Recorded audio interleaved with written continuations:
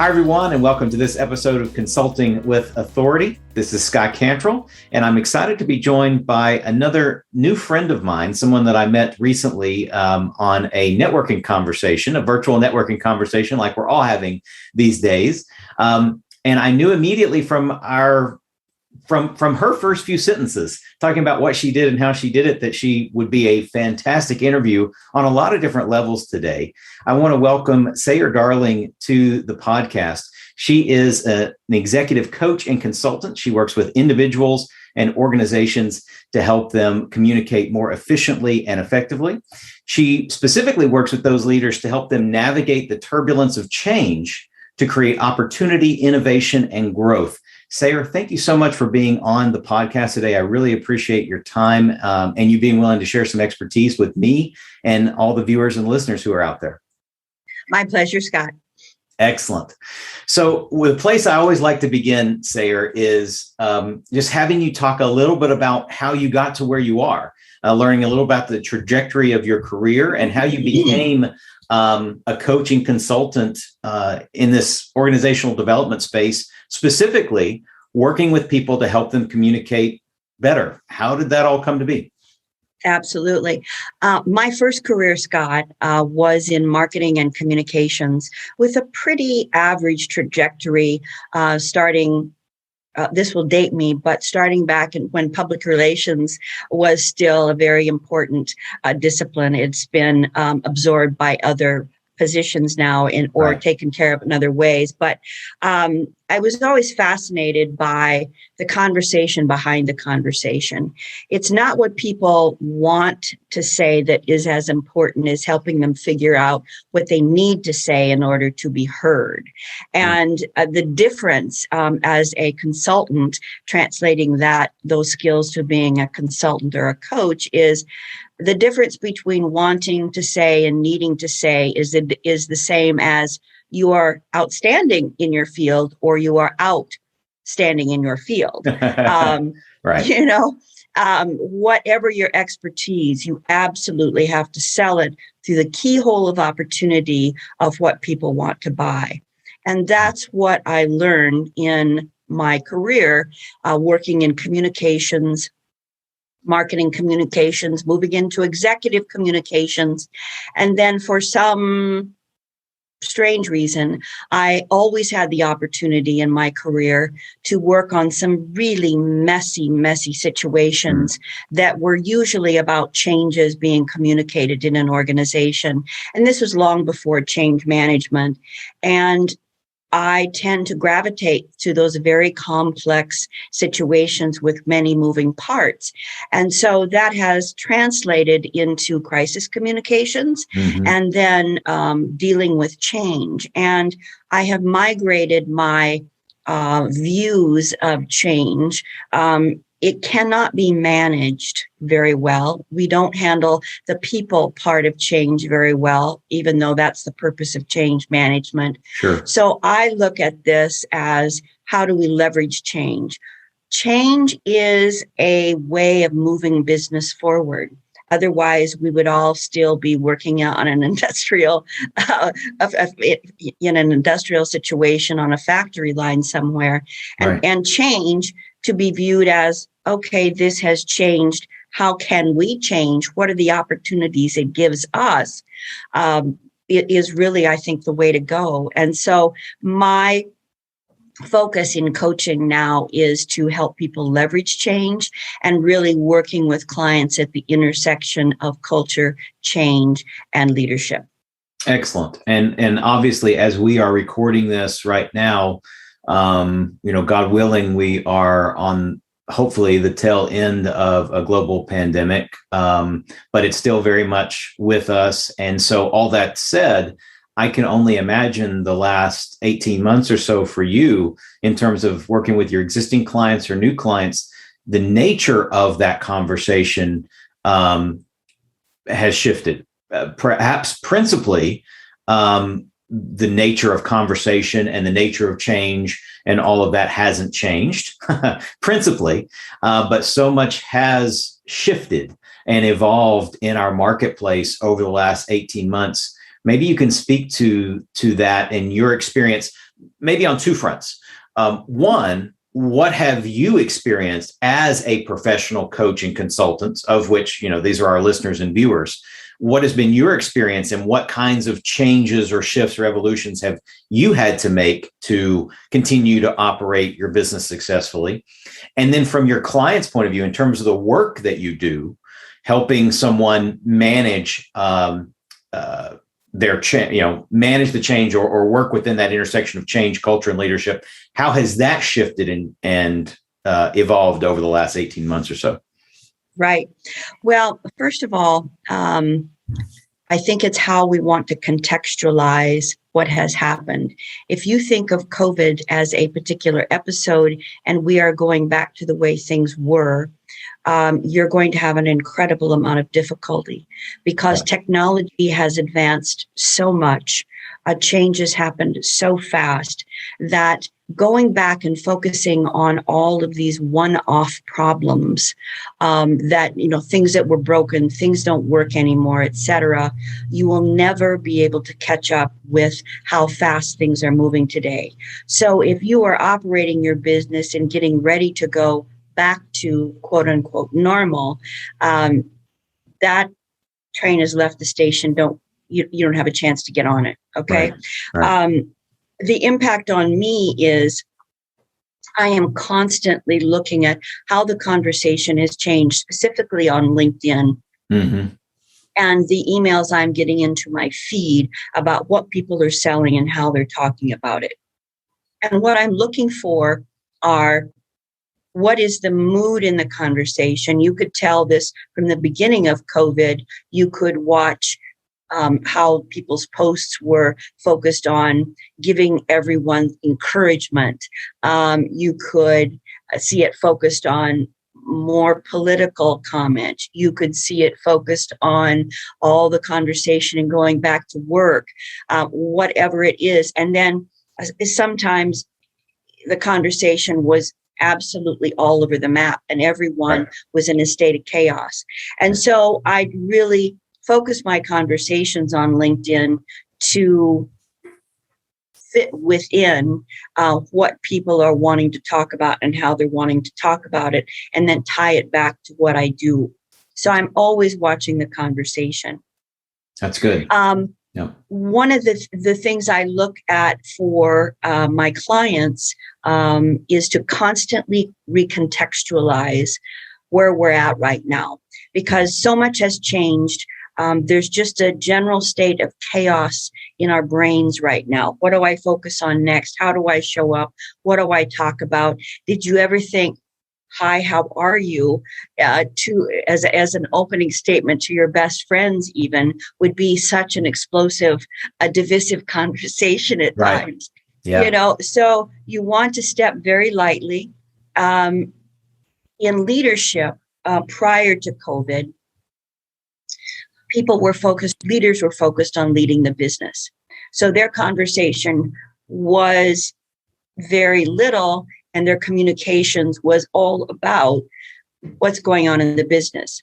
COVID happened, and all of a sudden, every single leader has to be authentic, transparent, and directly compassionate. Okay? Right. Now, all of a sudden, you're right. That's exactly what happened. That was the prescription immediately. Yeah. Exactly.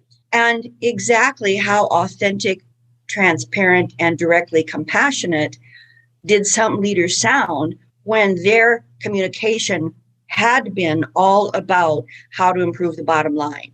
Yeah. Probably didn't seem that authentic at all. And they probably felt incredibly awkward.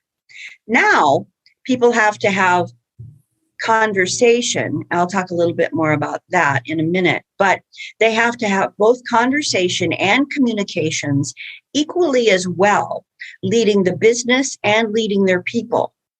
The trick about this is they have to do it at the same time. Yeah. Pardon me. What you will notice is that leaders will start a meeting or an exchange with someone more conversationally. And then somewhere in there, maybe you can see it coming, maybe you can't. There's this all of a sudden, okay, now this is why we're gathered here today. This is why we're talking today. It's like, okay, that was real authentic and transparent, wasn't it? It's like whiplash, right? Yeah. It's totally like whiplash. And so, excuse me, what I talk about with my clients is that the currency of leadership is communications and conversation. No matter what your specialty was, be it marketing, be it finance, be it IT, you have to be able to engage a diverse group of individuals into conversations so they feel connection, that sense of belonging that is so important to younger generations today. That comes through conversation. And the difference between conversation and communications is, Scott, we're having a conversation right now. Yeah. It's slower. It is more measured. I tend to use my hands a little bit more, but when I'm talking to an executive in a communications, I tend not to do that. Mm-hmm. And communications is, you have a question, I respond. Right. I have a question, you respond. It's really back and forth. Your voice isn't modulated as much. It's very purposeful, and we throw our voice a little bit more. And conversation is not like that. Right. Conversation is more like a song. Different modulation, different pacing, stop, rest, compose our thoughts, etc. And that's where the real connection happens. And that connection is how organizations restore trust into their organizations. And trust now has to be the foundation of an organization's culture. That's excellent. The days of how many ping pong tables and really coffee machines you could get in your organization to have a great culture, those days are over. It is really found in building trust, mm-hmm. building culture around that trust, and being able to be comfortable in conversation with one another. I think that's so important. And in our last conversation, the word used very intentionally, you were describing this to me, and it really was a realization to me that being a communications guy in the business development marketing space, right? Everything that I do, directly or indirectly, relates to communicating a message to an individual or group of people about something.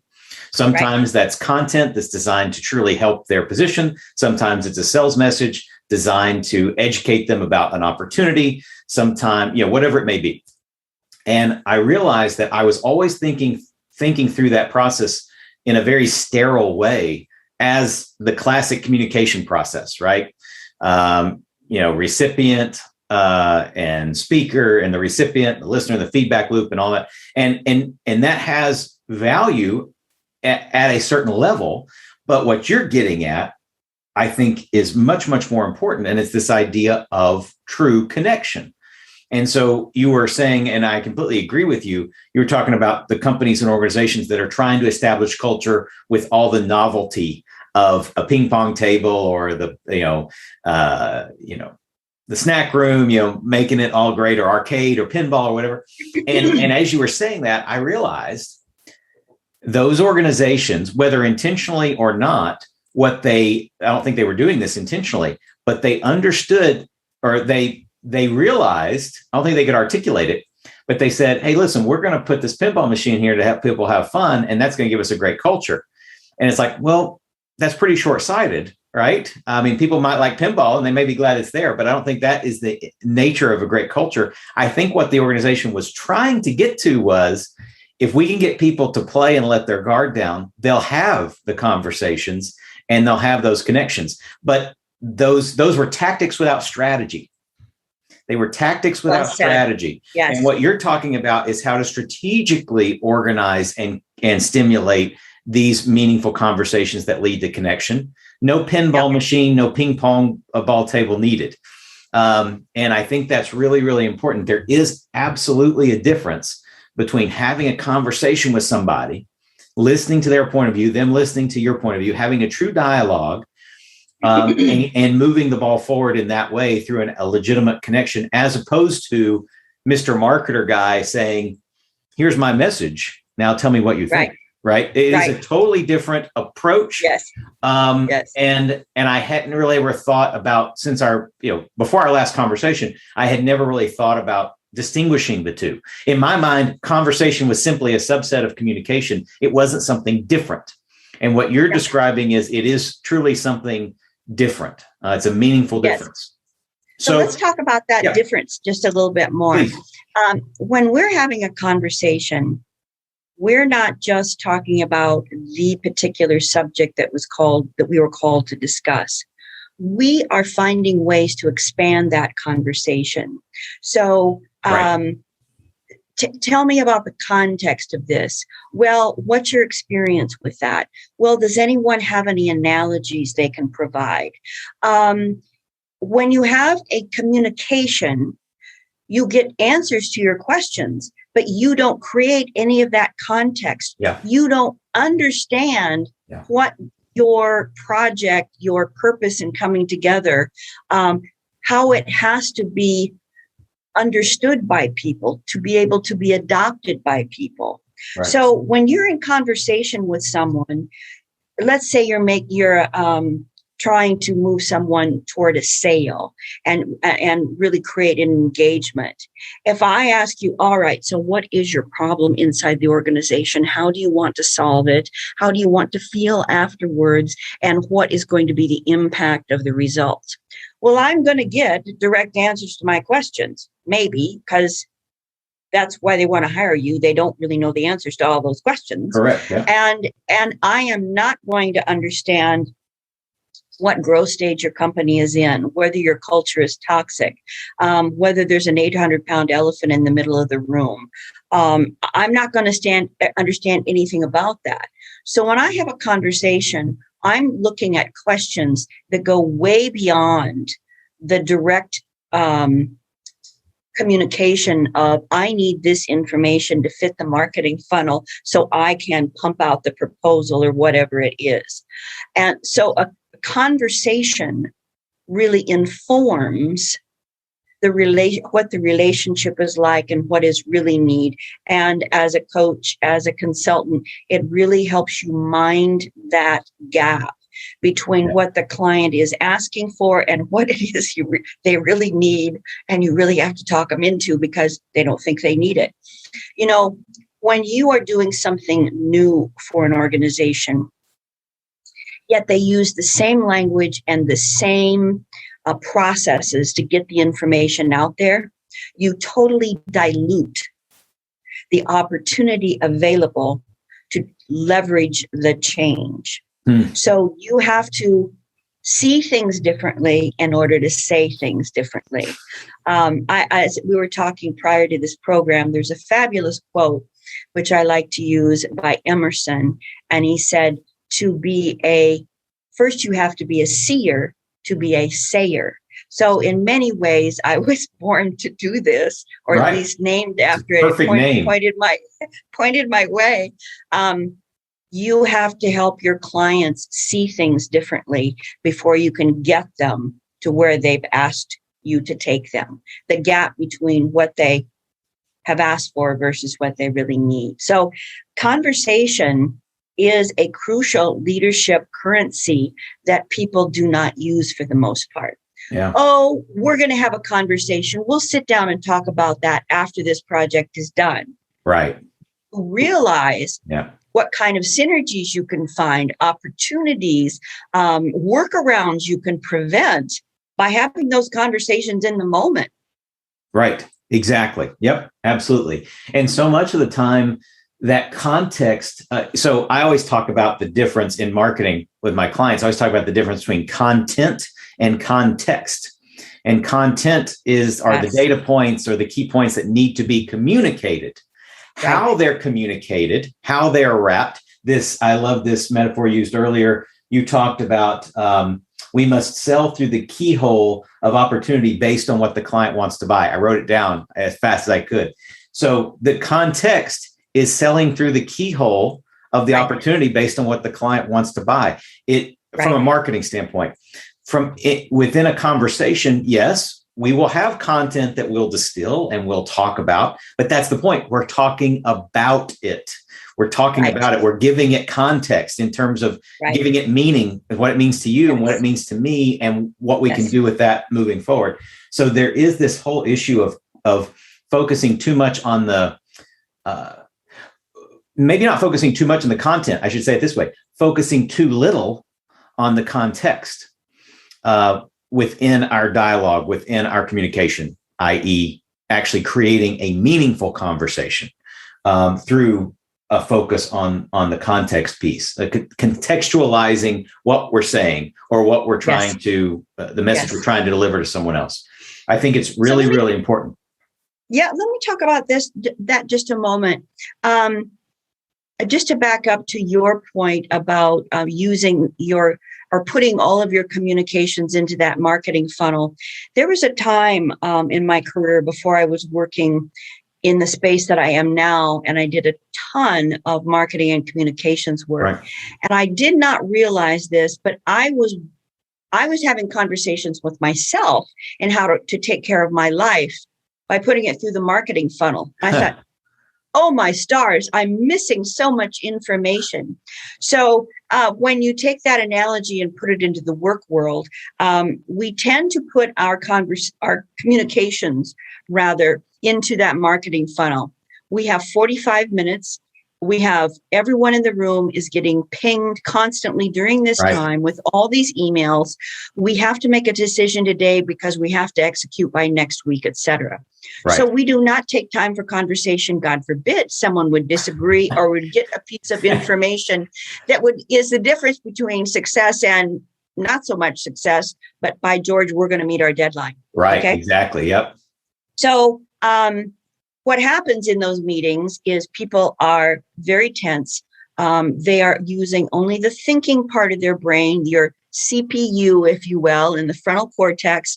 They're talking really fast and they're reciting all their information and they're telling the stories and they're hardly breathing. And you know what they're going to say before they open their mouth anyway, because you worked with them for so long. I make my point. And what you're really looking for is people to also be able to bring their emotional brain, which is in the amygdala at the base of their spine, and it does not move quite as fast. Right. And so conversation is where you have the opportunity to bring in the head and the heart of the conversation, build that connection and a real understanding and a satisfying exchange. Right. In the work experience. How often have you been in meetings where you leave the room and go, okay, I got it. We didn't really need a meeting if we weren't going to talk about it more than that. And then afterwards, you find that people are barely on the same page. Anyway, the information barely met, didn't mean the same to finance as it did marketing, as it did, whomever. And you wonder, well, how in the world did that happen? We had all these meetings. Right. So exactly. What happens is we're going to use a new meeting process and we're going to check all these boxes and here's how it's going to work. And then that process takes on a greater importance than building the connection in the first place. So what you are looking for when you're practicing moving your communications into conversation is the body language and the unspoken. So how are people speaking? Are they taking their time? Are they being thoughtful? Can they disagree respectfully? Can they navigate all the differences in understanding between departments? Are you getting time for jokes and smiles? Are you seeing people visibly exhale when they go, oh, thank goodness, we don't have to worry about that? You're really looking for that exhale.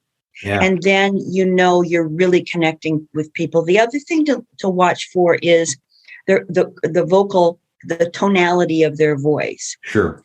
If I am throwing my voice, talking at a much more rapid rate, getting excited, really pushing my information out there, I'm communicating to you. This is what I want to tell you. Right. And when you're in conversation, you're slower, your voice is a bit deeper. It doesn't move along as if you were a broadcast journalist making an on-live report. Right. And it's much more natural. Yeah. Yeah. The other note that I take away, because I'm imagining, all the different experiences I've had in those types of meetings and from one end of the spectrum all the way to the other, of course. And what I'm starting to realize too is from a leader's point of view, the non-conversational way, right, of leading a meeting or talking to somebody, their focus is on it. I will say it's on themselves. This is information. Because I have to be a leader. Because I have to be a leader. Yeah. Right. And this is the information I need you to get. This is the information I need you to do something with. And I suppose there's a place for that from time to time, but in the nature of creating, in the nature of the intersection of change, culture, and leadership, that is not the place for that style of communication. That's the place for a true conversation. And a conversation is not all about me or the message I need to share, right? It is equally about what my perspective and my thought and the context to that, and your perspective and your thought and your context to that, and us sharing those things. And that's where you can start to affect, you can start to ingrain change, affect culture in a positive way, and truly become a leader, as opposed to a sterile, bossy manager, so to speak. Exactly. And that is a critically important competency these days when we are a world of specialists. We all work in our particular specialty, and we don't even have the gift of conversation in our specialty so much because our performance is all based on productivity. It's not based on quality. And so if you are in a situation where you are trying to scale an entrepreneurial operation, you need to have a different way of connecting with people and engaging people. Your team leaders need to start building in the opportunity for the team members to solve their own problem. Because that in that way, they can bring more of their strength into the organization. When the team leader solves everybody's problems, the team lead might feel good, wanted, needed. Here, I'm so important, I'm so valuable, but it actually weakens the team because they don't have the opportunity to learn what you have already learned and get stronger sea legs. Yeah, the autonomy is lower. Yeah, exactly. That will, when the team is much more functional on its own, that gives the team leader the opportunity to focus on the conversations and relationship building they need to have with their peers so they can start making some of those decisions at a higher level. What people don't understand is when organizations expand and contract, the dynamic of that organization changes as well. Therefore, the style of communications has to change to accommodate that. So if you are scaling, that's a different way to have communications inside of an organization than if you are contracting and need to build more intimacy and more connections to keep everyone together and on the same page as you go through a period of adjustment. Yep. It makes perfect sense.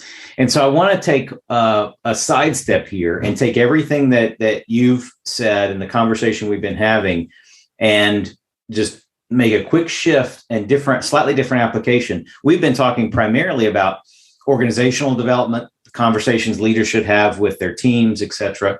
But it occurs to me, and this is where I want your insight, your perspective. It occurs to me that I'm thinking of the listeners and viewers who are watching this, our brethren, right? Our peers, our fellow coaches, consultants, experts, thought leaders, et cetera. And it occurs to me, everything that you're talking about in terms of organizational development and the proper way to have a conversation within such an organization applies perfectly to a consultant or a coach having a prospect or client conversation as well. Everything we're talking about applies perfectly if they're trying to truly establish a level of meaningful connection and trust with that individual. Right.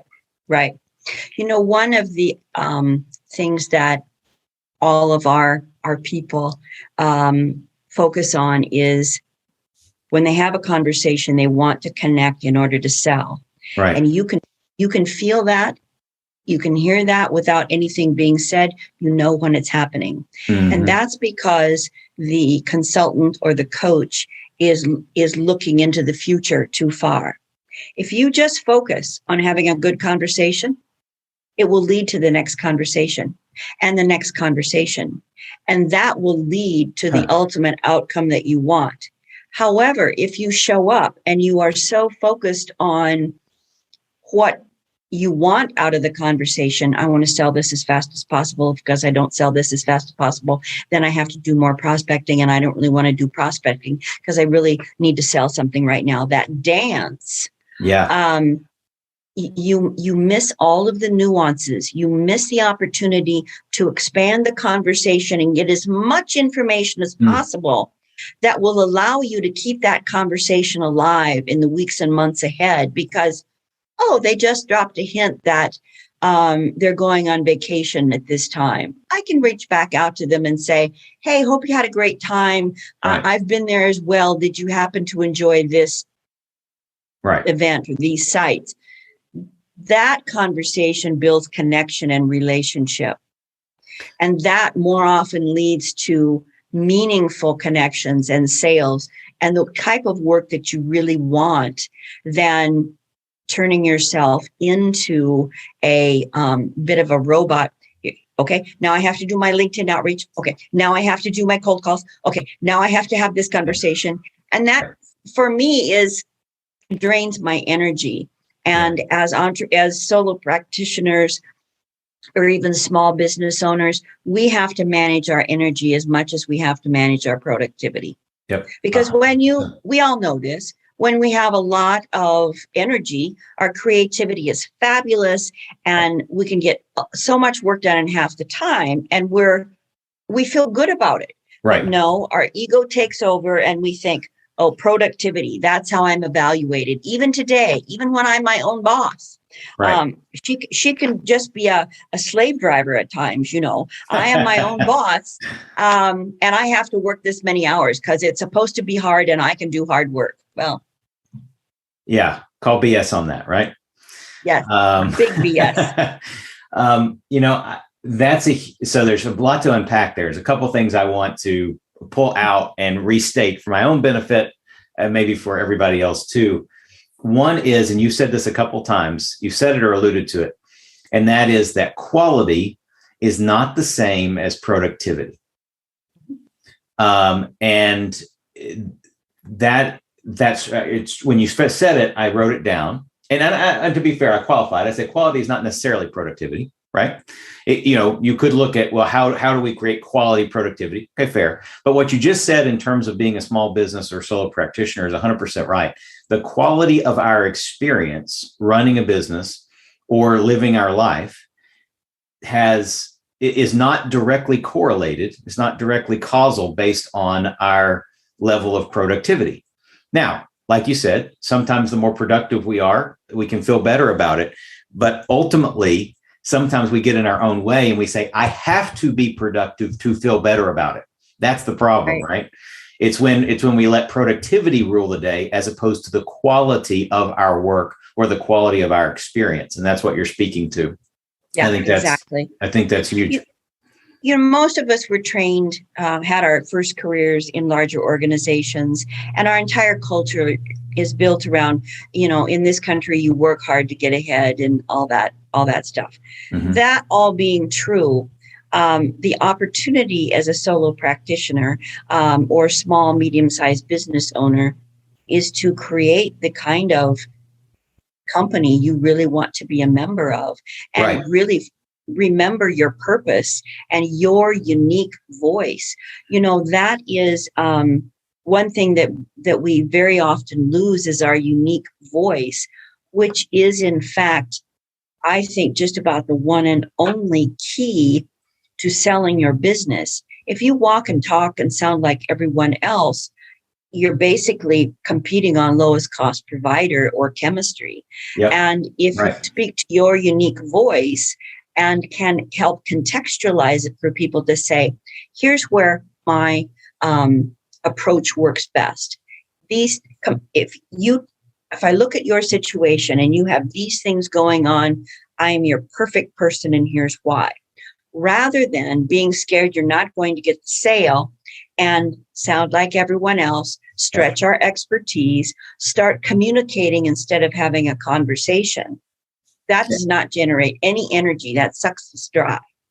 That's directly related to the second thing I wanted to really emphasize, and that's your note about if when you're having a prospect or client conversation, if you'll focus on the quality of the conversation in the moment and not focus on or worry about the sale you're trying to make as quickly as you can, or what the future conversation is going to be. If you'll focus on creating a quality conversation in that moment, you don't have to worry about the second conversation. It will come. And that is a mindset shift for so many of us, I think, in this space, because we are small to mid-sized businesses, or in some cases, solo practitioners.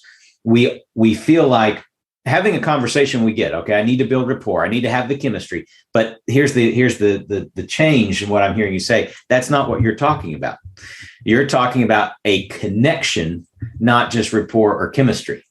And that's a difference. There's a difference there. So focus on listening and asking good questions and being genuinely interested in that individual and their situation, and go with the momentum of that conversation, as opposed to always trying to pull it back to, ooh, there's an opportunity for me to talk about a benefit of what I do. Ooh, there's an opportunity for me to talk about the features of what I do. Ooh, there's an opportunity for me to pound my chest about a success story. I think that's really, really important, is focusing singularly on making that conversation as quality of a conversation as possible. Yes, that goes back to one of my earlier comments.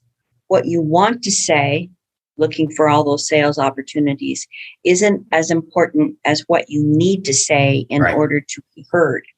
How are you going to be heard? If you focus your conversation on that person, try to understand them, the context, stay in conversation. That is the key.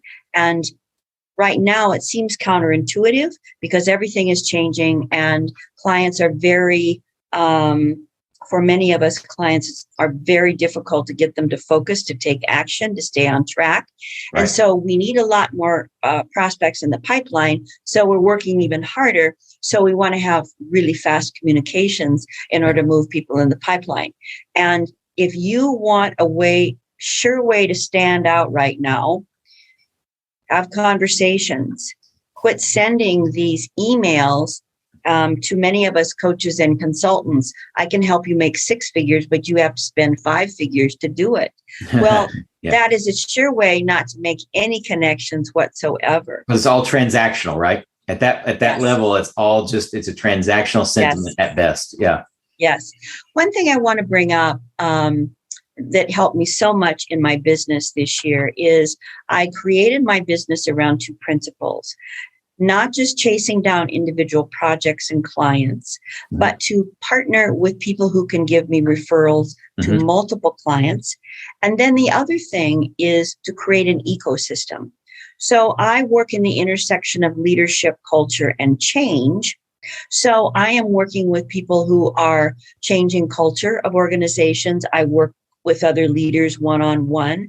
I help organizations leverage change. So when I am looking at my LinkedIn feed, the article I see in McKinsey, for example, I can share that with a number of different folks, just put a little bit different introduction on it as it applies to their situation. And one conversation I'm having about how difficult it is for a particular leader to lead change sparks an idea for me when I'm talking with folks working in culture to say, here's what leaders want help with today. And so that in itself is really generating a lot of energy for me, because to come up with all the new conversations and stay informed on all the different projects you're chasing, clients you're chasing, you just go down so many rabbit holes. Yeah, there isn't enough time in the day. So I have found that to be both of those things to be very helpful. Yeah, that's excellent. And you actually anticipate where I wanted to go next briefly, is in terms of talking about business development, and how over the years, and then maybe specifically over the last several months, what have you been doing? You already just gave one fantastic strategy about identifying strategic partners that are complementary to the work that you do. You can certainly share them with your own network, and they can certainly share you with theirs. But talk a little about your business development strategy over the years and what you've seen that works best for you based on your focus of this quality over quantity approach. Right. I began my business. This will date me, but I began my business in 1995, and 90% of my business came from referrals. Sure. Yeah. And because people have moved on, the world has changed just a little bit in that amount of time. I have had to figure out a way to take my conversation and present it in different places. So I've done a lot of public speaking. I've made a lot of presentations. That was a particular phase that served me well. And then I'm more adept now, of course, using my own broadcast journalism background to move those conversations online to Zoom, et cetera, and now engaging in some social media, that kind of thing. And it's based on a conversation. You know, a lot of people get stuck in just trying to figure out, well, I know I should comment on this particular LinkedIn post, but what do I say? I'm not an expert. What if it's wrong, et cetera? And, you know, they go into their head, they go into their ego, they go into their fear. And I want to look smart in front of all these people, and I want them to connect with me, blah, blah, blah. So if you think about it from a conversational perspective, you can write a comment that is an add-on value while also acknowledging the person who made the comment. Right. You want to do this in a way that is engaging. You don't just want to put your expertise out there with the grace of a load of bricks and say, well, here's what I think. Right. Okay. So what? Why should I care? So if you do that in a conversational, just go in your head and say, if I were talking about this to someone, here's how I'd sound. Yeah. Rather than sweat and fret about, how do I write this and say, make it sound really good? That's good. Yeah, that's excellent. So with the last couple of minutes of our time together, I wanted to, obviously at the end here, I want to be sure that people know how they can contact you and get a hold of you and engage with you. But before we go there, question that I ask everybody, and I would be remiss not to ask you as well. Personally, professionally, over your career as an executive coach, consultant, working with organizations and individuals, biggest lessons learned. What have you taken away, learned for yourself that may be valuable and meaningful for the listeners and viewers here? Yeah, I've thought about this prior to this interview today to make sure I provided something that it's applicable and not just focused on my own behaviors and ways of communication that need improving. And it's this, speak up early. When you're in conversation with someone, it is so much easier to say, you know, I think I saw you were a bit distracted when we were talking about this, or I saw you look at the clock, or whatever the situation is. Oh, when we talk about this, you never mention your coworkers. You never mention whatever. You can call things into the conversation. When you're in a conversation, when you're communicating, you cannot do that. Correct. That's so true. Yep. And so what happens is, all that information isn't brought into the conversation, which typically is very important to the project and the context, and it doesn't go well. So my counsel is to, whenever you see a flicker that somebody is going off track, some sort of red flag or indication that something's off. Like, a curiosity of, well, that's kind of strange. Call it into conversation. There's a technique called noticing and calling it out. I noticed that you did this. I wanted to see if you wanted to share more about that. Or I wanted to I hate to say unpack it because that's such a trendy word. But Not understand. that there's anything wrong with it. Yeah. But I want to understand that at a deeper level. If anyone listening to this program remembers nothing, remember this. I'm curious to learn.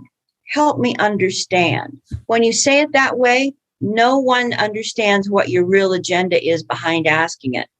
You don't have to reveal it. They don't have to think that there's ulterior motives. Right. And you really ask for the engagement and the connection, invite the connection through, I'm curious about that. I'd like to learn more. I love that. That's great. And it goes straight to this idea of truly having a meaningful conversation, one where there's a true connection established, because if you do get an indication that something's off or a red flag, like you're talking about, if you don't address it in a proper professional way, to be fair, but in a direct way, if you don't get an answer to that, then the question becomes, was a true connection made? I mean, if it's that important, Right. if there's a serious issue at the core of this conversation that we're not shining light on in some way, then you won't be able to have a meaningful, at least not a long-term connection with that individual, much That's less exactly anything right. else that in terms of contributing value or anything like that. It all begins with Right. that connection. So what you're talking about is shining a light on that professionally, properly, empathetically, so that there can be a true connection and that barrier hopefully won't stay there. One of the most common denominators, the common results from that type of situation is, we've been there, done that before. That doesn't work. Oh, they're taking a very similar approach. They went down the same path. You have to be curious if you don't want to go down the same path. Yeah, right. Yeah. And I love the language. Help me understand. I'm curious to learn. I wrote them both down. Sayre, this has been a fantastic conversation. Truly a conversation. Yes, I've enjoyed it thoroughly, Scott. Thank you. And so please let everybody know if they themselves want to engage with you, if they have a client that might be good for you to engage with, or if they just want to find out more, have a conversation with you bet. How would they go about doing that? Sure. I will give you the email, and that is Sayre, Sayre, Sayre, at Sayre-darling.com. And you can see that because of that name, I haven't created a name of my business that's any addition to that. And I am selling myself, my expertise, and it's all customized work. So Sayre at Sayre-darling.com. And if you go on LinkedIn, please reach out to me. I can guarantee you there's absolutely no one else with my name. So you will find me. Very good. Excellent. Well, again, sincerely, thank you for your time and your generosity of sharing both your time and your expertise with me and everybody else today. I've got a page and a half of notes, a couple pages of notes, just from this conversation, not to mention the last one. And I know that everybody who was paying attention took away a lot of value. So thank you so much. I look forward to continuing our conversation. I would love it, Scott. It's been a great conversation. I appreciate your time. Very good. Thank you, Sayre. Thanks very much. And for everybody out there, this has been Consulting with Authority. This is Scott Cantrell, as always, wishing you the best of success. Thank you for listening. I hope you got a ton of value out of this episode. And before we go, I want to thank the sponsor of our show, Smart Solutions Media. Smart Solutions Media empowers business owners, consultants, and other independent professionals to easily attract better prospects and transform them into long-term clients. If you're a B2B consultant or service professional and would like to start filling your pipeline with better quality prospects, visit us on the web at smartsolutionsmedia.com to learn more about what we can do to help you. Be sure to complete the short 2-minute accelerated growth scorecard you can find on the website, and you'll receive a complimentary strategy session where we'll give you specific insights and recommendations to help you attract high-value clients. Until next time, make sure you are consulting with authority.